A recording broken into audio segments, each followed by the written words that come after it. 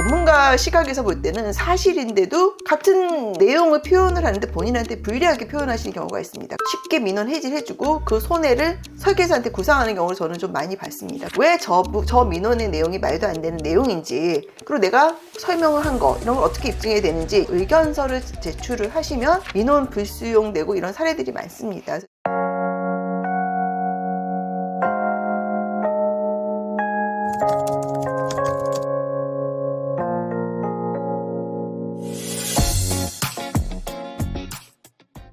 안녕하세요, 최원 변호사입니다. 오늘은 설계사의 모집경위서 작성 또는 민원이 들어왔을 때 어떻게 대응을 해야 되나, 이런 부분에 대해서 제가 설명을 드리겠습니다. 일단 민원이 들어오면은 보험회사나 GA는 설계사한테 모집경위서를 작성하라 그럽니다. 이 모집경위서는 아주 중요한 거거든요. 어떻게 모집이 됐냐, 이 사람을 어떻게 알게 됐고, 설명은 어떻게 했고, 이 민원에서 주장하는 내용들이 있거든요. 거기에 대해서는 어떻게 한 거냐, 이런 거를 확인하는 내용입니다.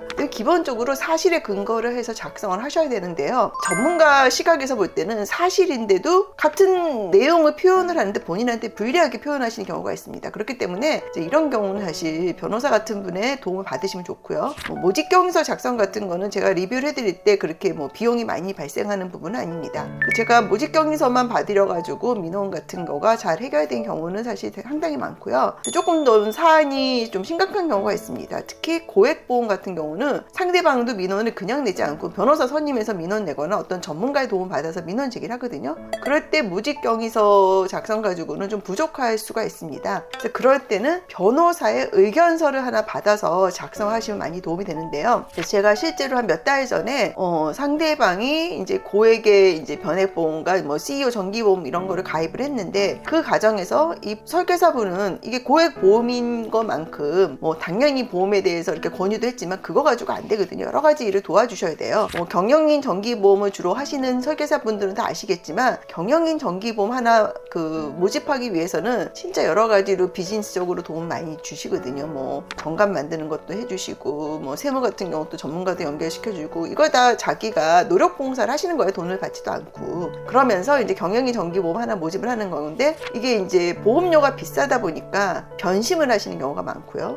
아니면 좀 슬픈 일이지만 어느 정도 가입을 했는데 갈아타기를 시도하면서 또 다른 보험 설계사분들한테 이거 민원 놓으라, 이런 또 조언을 듣고 나는 설명도 안 들었고 등등등 해가지고 민원을 제기하는 경우가 있습니다. 근데 이런 거는 내가 잘못한 거라면 어쩔 수가 없지만, 그게 아닌 경우에는 잘 막으셔야 돼요. 근데 이제 보험사도 이제 금감원 간다, 또 상대방이 그런 얘기를 하니까 골치가 아프니까 민원을 어설프게 막 처리를 할 수도 있어요. 그렇게 하진 않겠지만, 제가 본 사례는 보험사는 민원인들이 금감원 가는 게 제일 싫으니까 쉽게 민원 해지해주고 그 손해를 설계사한테 구상하는 경우를 저는 좀 많이 봤습니다. 그렇기 때문에 설계사분들 입장에서는 그런 피해를 받지 않으시려면 모집경위서에다가 변호사 의견서, 왜 저 민원의 내용이 말도 안 되는 내용인지, 그리고 내가 설명을 한 거 이런 걸 어떻게 입증해야 되는지, 이런 부분에 대해서 그 변호사의 도움을 받아서 의견서를 제출을 하시면 민원 불수용되고 이런 사례들이 많습니다. 그래서 제가 최근에도 이제 그렇게 돼가지고 보험사 자체 민원도 불수용됐고, 또 이분들이 금감원에 가셨어요. 근데 금감원에서도 제 의견서가 도움이 돼서 불수용된 사례가 있습니다. 그래서 이제 이런 사례를 제가 설명드리는 거는, 이제 설계사분들이 열심히 팔았는데도 상대방의 변심으로 억울하게 민원 해지를 당해가지고